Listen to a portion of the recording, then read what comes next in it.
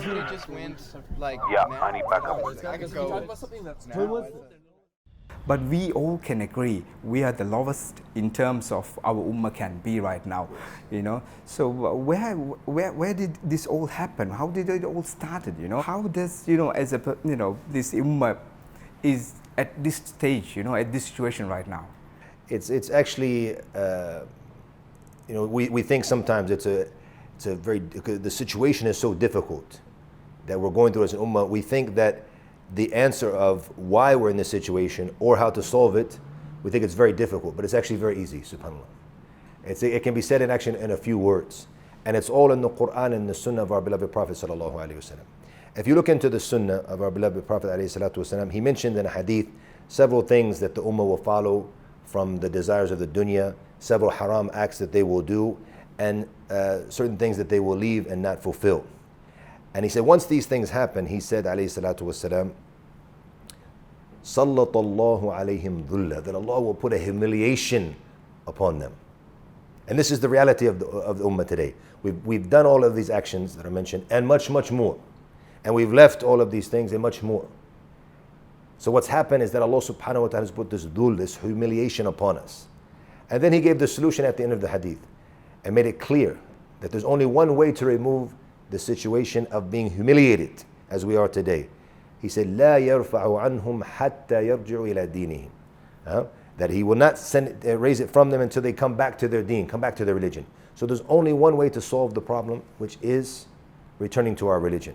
When we support the religion of Allah subhanahu wa ta'ala, Allah will support us. He made it very clear in a very clear short ayah.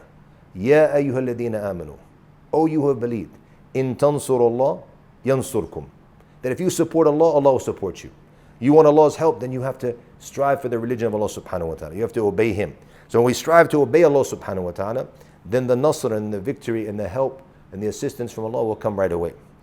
Umar ibn Khattab radiallahu anh, he said it in a very profound way, a very beautiful way.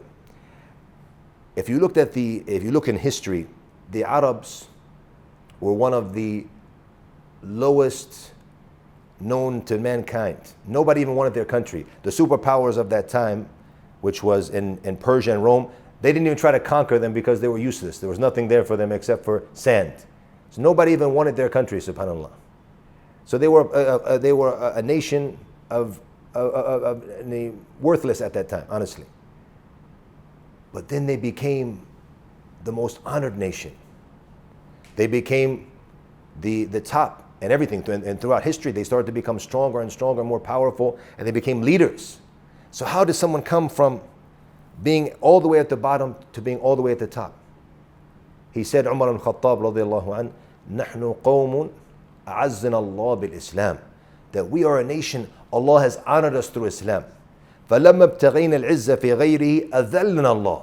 So when we look for honor in other than Islam, Allah will humiliate us. Once again, being humiliated because we're looking for the solutions and other than Islam.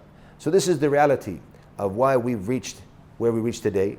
We've turned our back on our religion and we're searching for solutions and other than the religion of Islam. And throughout history, we've only been successful as Muslims when we hold firm to our Islam and we strive to excel both in our religious affairs and our worldly affairs as well.